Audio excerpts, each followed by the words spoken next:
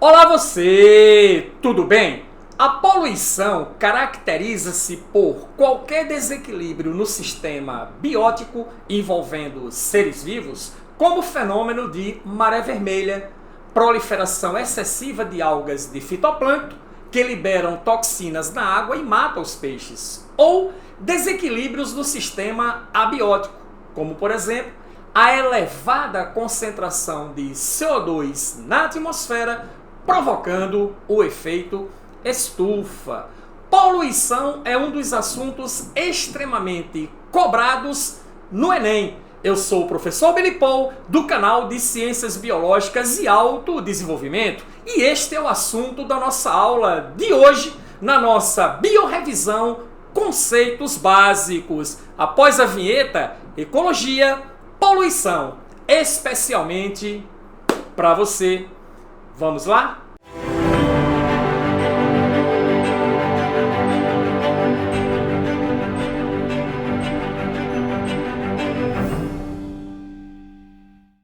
Ok, seja muito bem-vindo à nossa Biorrevisão Conceitos Básicos, hoje sobre poluição. Se inscreva no canal, novas videoaulas todas as semanas. Você acompanha essa nossa biorrevisão na própria descrição do vídeo pelo celular. É uma biorrevisão de conceitos básicos para você ver em qualquer momento de intervalo que você está entendido. Você pode acompanhar essas aulas em nosso canal. E sem mais delongas, vamos para a primeira questão específica sobre poluição, e ela diz assim: biodiversidade é a grande variedade de formas de vida, animais e vegetais, que são encontradas nos mais diferentes ecossistemas. Absolutamente correta a afirmativa. Biodiversidade é exatamente isso. Significa diversidade de seres vivos, variedade grande de espécies,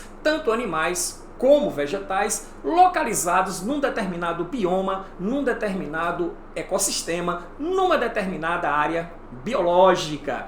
Absolutamente correto.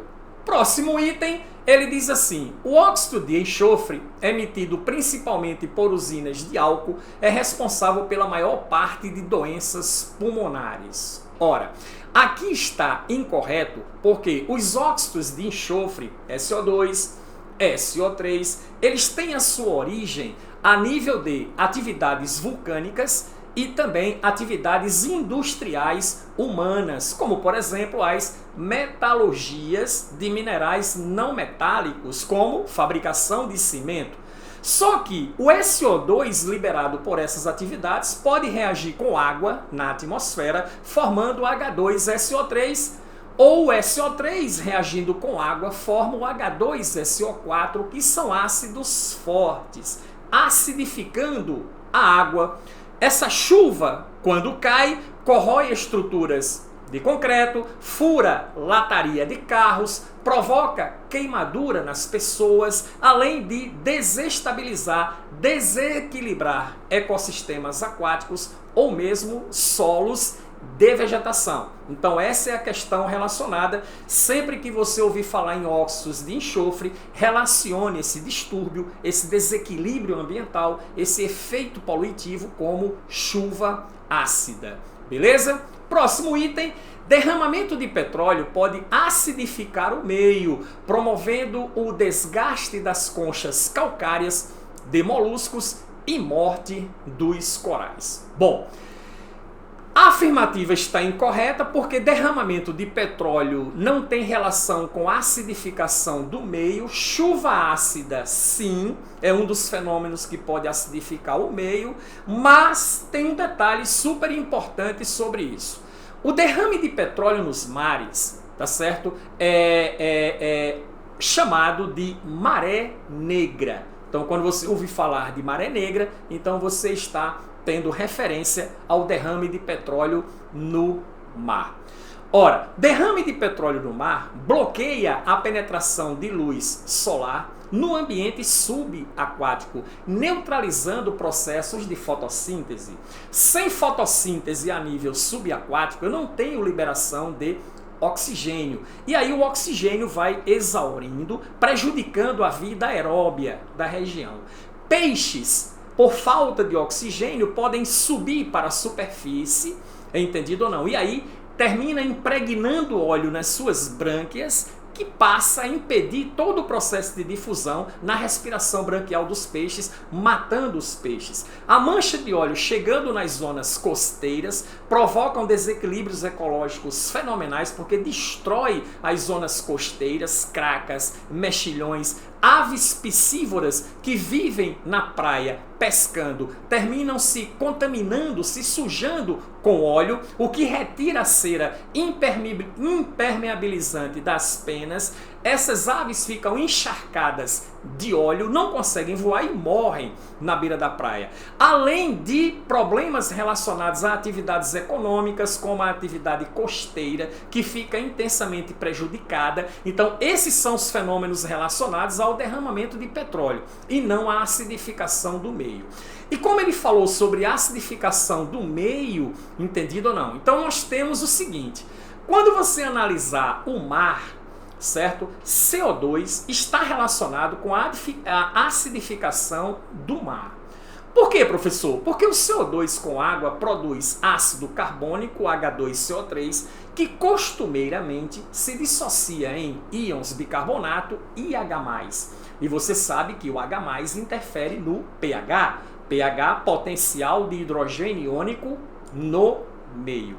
Essa acidificação do oceano que ocorre hoje, que está acontecendo agora, está prejudicando consideravelmente a atividade natural, tá certo? O nicho ecológico natural, o modo de vida de sobrevivência de animais que dependem de concha, animais que dependem de carbonato de cálcio para a produção de esqueletos. Os corais, recifes de corais, são muito afetados por esse problema de acidificação dos oceanos, porque os corais apresentam uma certa alga, que são denominadas de zooxantelas, que vivem associadas aos corais em mutualismo, tá certo? Fazendo fotossíntese, produzindo matéria orgânica que alimenta os corais, que, em contrapartida, protegem essas algas.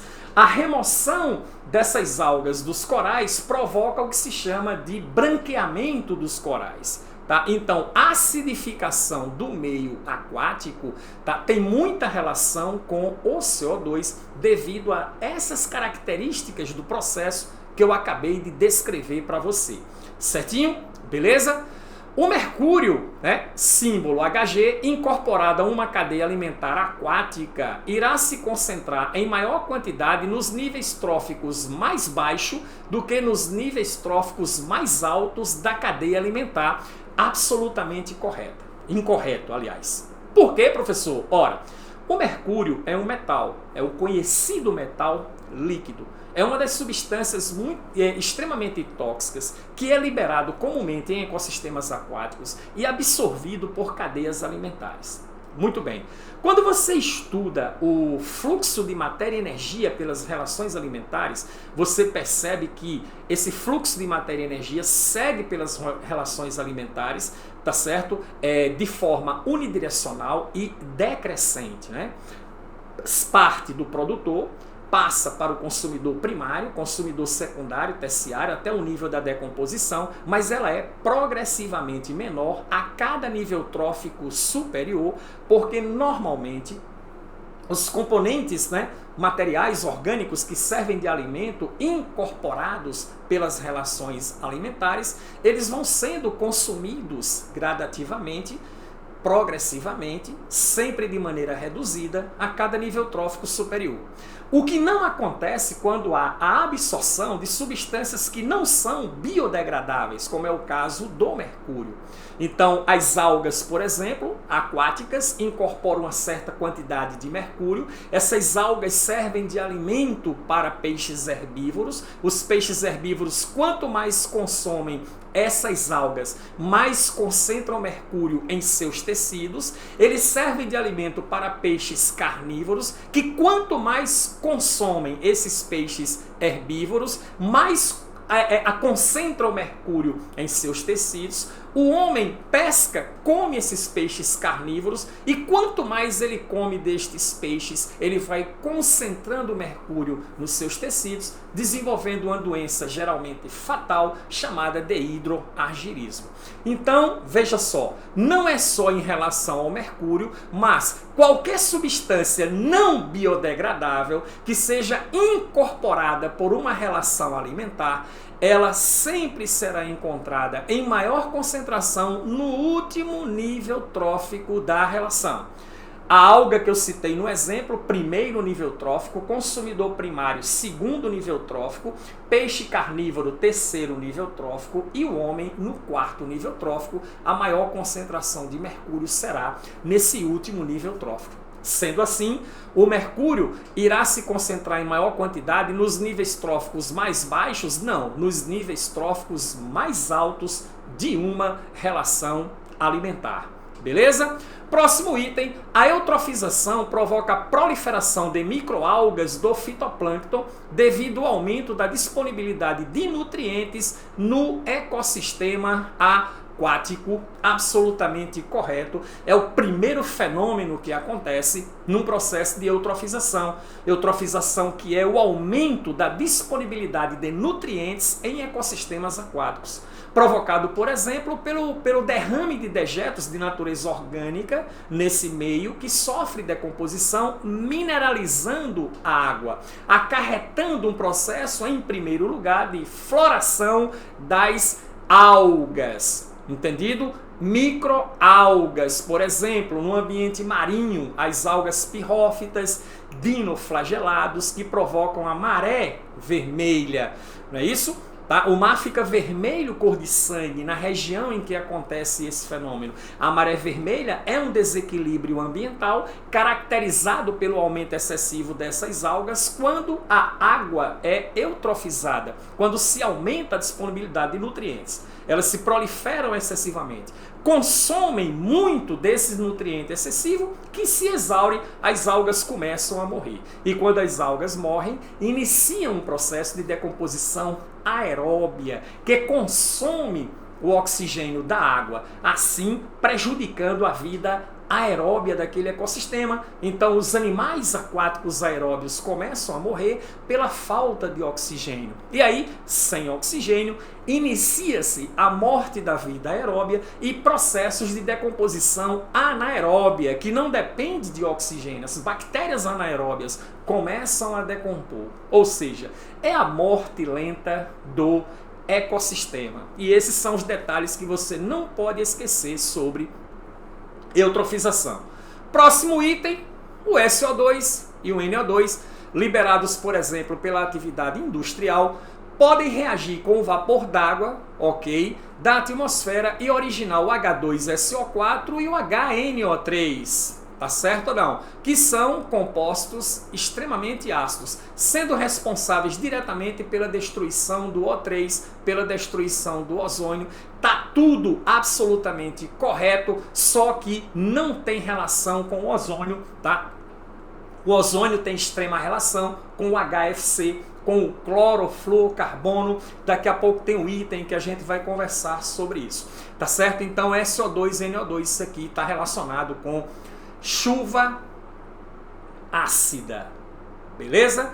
E sobre chuva ácida, deixa eu te acrescentar mais uma informação.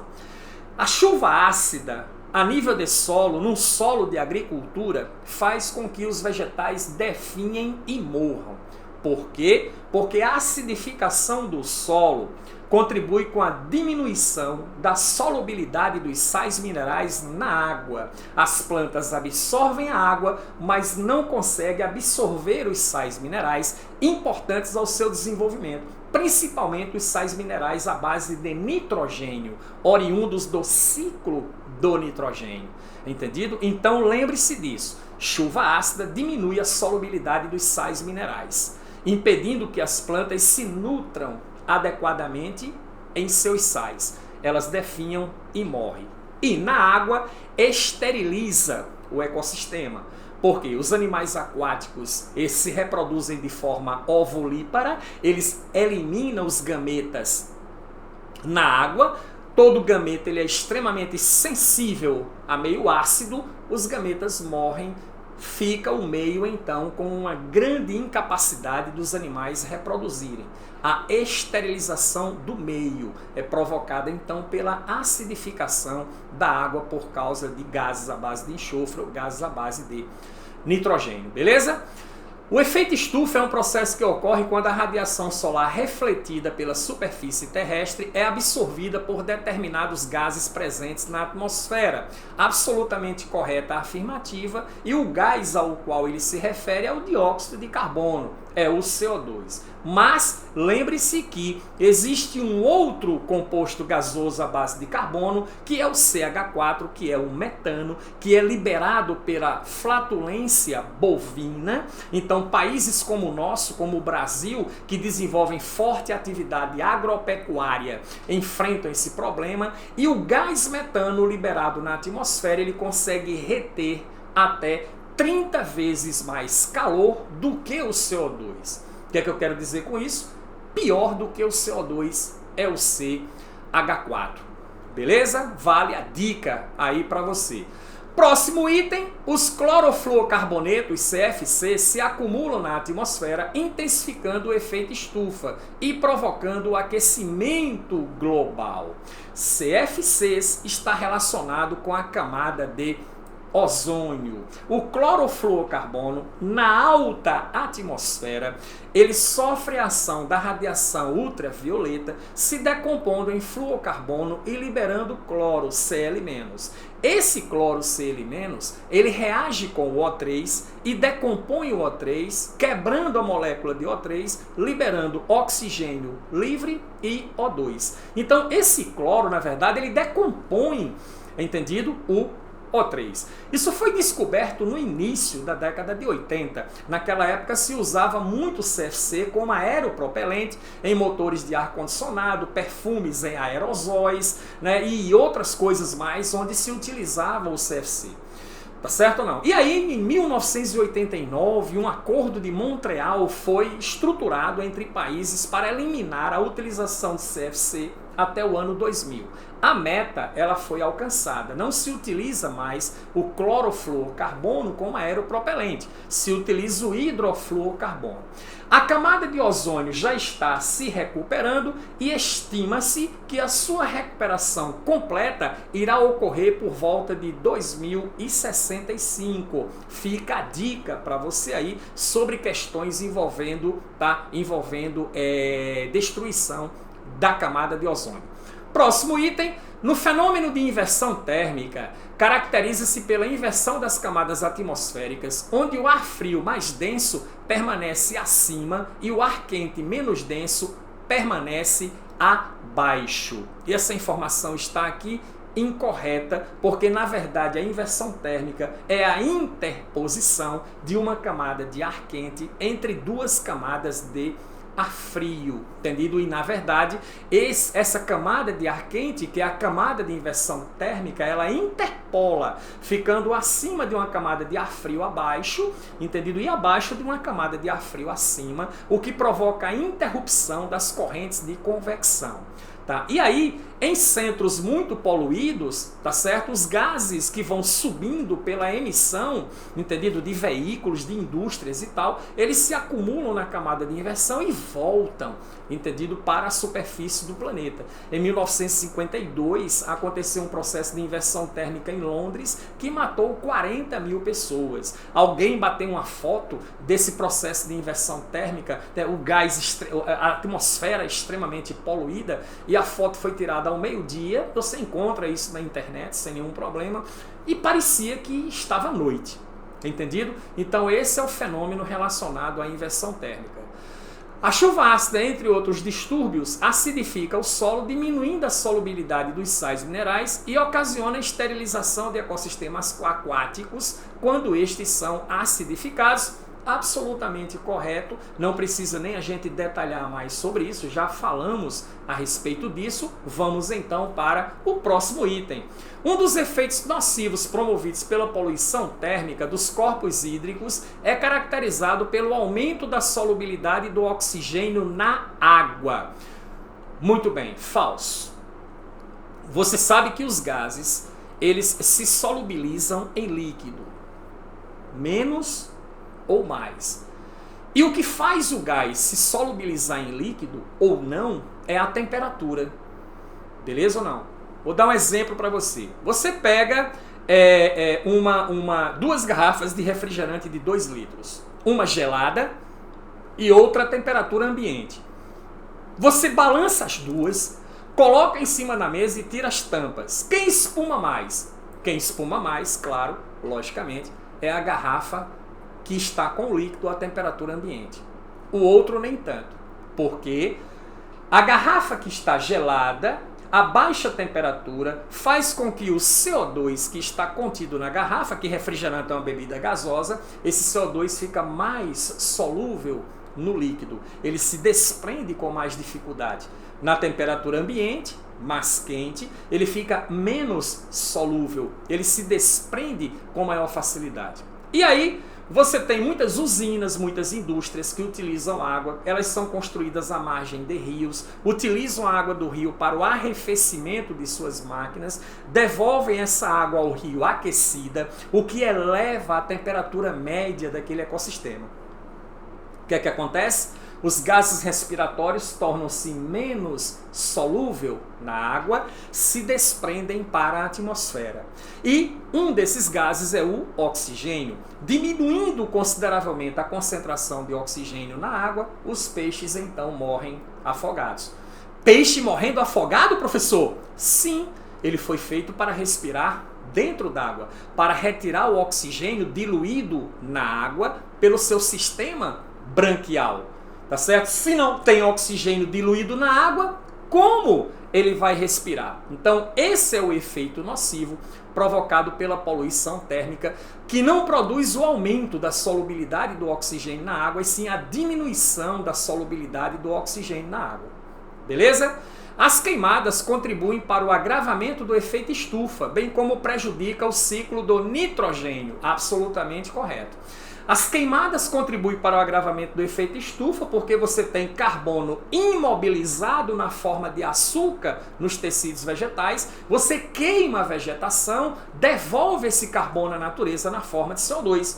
E nós sabemos que o CO2 agrava a questão do efeito estufa. Ciclo do nitrogênio, quando você faz uma queimada, você carboniza o solo, você destrói os nutrientes nitrogenados que haviam nesse solo, inclusive as bactérias que participam do ciclo do nitrogênio. É um distúrbio ambiental de natureza muito grave. Professor, por que os caras fazem queimadas artificiais? Queimam a vegetação. O objetivo é monocultura.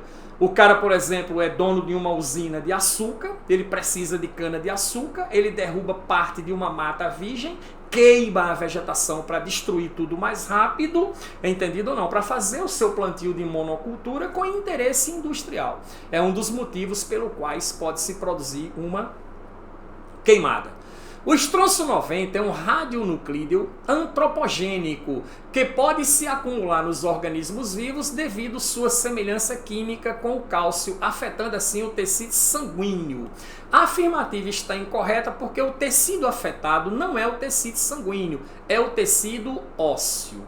O estronço 90 é um radionuclídeo, ou seja, é um isótopo instável, radioativo, antropogênico, porque ele advém de uma atividade humana, que nada mais é do que testes nucleares, explosões nucleares. Explosões nucleares liberam como resíduo estronço 90, sendo que o estronço 90 chega ao organismo humano através de uma cadeia alimentar muito simples. Então você tem uma área de pasto, entendido ou não? Está contaminada por estronço 90, a vegetação do pasto absorve o estronço 90 que passa para o gado, gado este que produz leite, leite rico em cálcio, entendido ou não? Serve para alimentar organismos humanos que aí concentram o estronço 90 porque o estronço 90 também fica no leite desses animais. Esse estronço 90 é metabolizado no organismo como se fosse cálcio, devido à sua semelhança química. E esse metabolismo ocorre exatamente ao nível de tecido ósseo, que começa a concentrar estrôncio 90. E aí, como é um elemento, um isótopo radioativo, termina destruindo a medula óssea, matando o indivíduo por leucemia. Essa é a consequência relacionada ao estrôncio 90. Ainda que seja considerado uma fonte de energia alternativa, pois não polui o meio ambiente, um acidente numa usina nuclear pode ser fatal. Um exemplo notório é o acidente de Chernobyl, que ocorreu na União Soviética em 1986. Absolutamente correto. Entendido? Teve um acidente também em Goiânia, aqui no Brasil, e teve o acidente de Fukushima em 2011. É importante você dar uma lida sobre isso, porque de vez em quando se coloca uma questão envolvendo radioatividade. Ok? Próximo item. Preservação ambiental é a proteção com o uso racional da natureza por meio do manejo sustentável. Falso. Próximo item. Conservação ambiental significa natureza intocável, sem a presença do homem e sem considerar o valor utilitário e econômico que ela possa ter. Também está falso. Por quê, professor? É o contrário.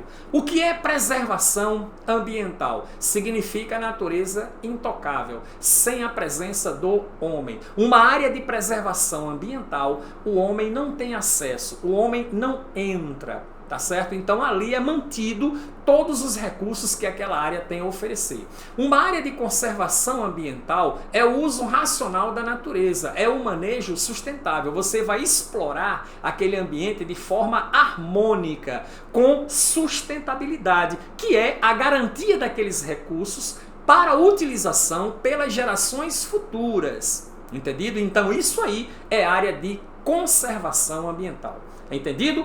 Conservar é harmonizar atividades humanas com o ambiente. Preservar é retirar o homem da equação, deixar aquele ambiente preservado. Área de preservação ambiental é intocável, área de conservação ambiental é conciliável. Beleza? Morreu a nota? Vamos para frente então. Educação ambiental são processos por meio dos quais os indivíduos e a coletividade constroem valores sociais, conhecimentos, habilidades e atitudes voltadas para a conservação do meio ambiente. Absolutamente correto. Isso é educação ambiental que deve ser ensinado já, ok? O desenvolvimento sustentável defende o direito ao desenvolvimento de modo a atender às necessidades do tempo presente sem comprometer as necessidades das gerações futuras. Outro conceito básico importantíssimo que você não pode deixar de levar para a sua prova do Enem sobre ecologia e poluição. Próximo item, os desequilíbrios ambientais são alterações do meio ambiente que interferem de maneira negativa em um ecossistema. Absolutamente correto também, não tem nem o que comentar. Próximo item, a introdução de novas espécies exóticas pode aumentar a biodiversidade de uma região. Aí está falso. A introdução de novas espécies exóticas, aí você diz, olha, eu trago espécies de fora, coloco dentro de um ecossistema, eu aumento a biodiversidade. Não é bem assim. Entendido? Preste bem atenção. Por quê, professor?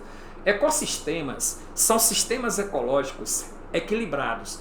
Relações alimentares, cadeias e teias alimentares equilibradas. Tudo que se produz é igual a tudo que se consome. São ecossistemas em estágio climático de uma sucessão ecológica em perfeito equilíbrio. Então você pega uma espécie que vem de fora e joga naquele ambiente. Ela vai se inserir naquele meio ambiente. Ela vai se inserir no meio de uma relação alimentar que já está estabilizada, que já está equilibrada. O que é que pode acontecer? Ela pode desequilibrar esse ecossistema, produzindo um desequilíbrio ecológico.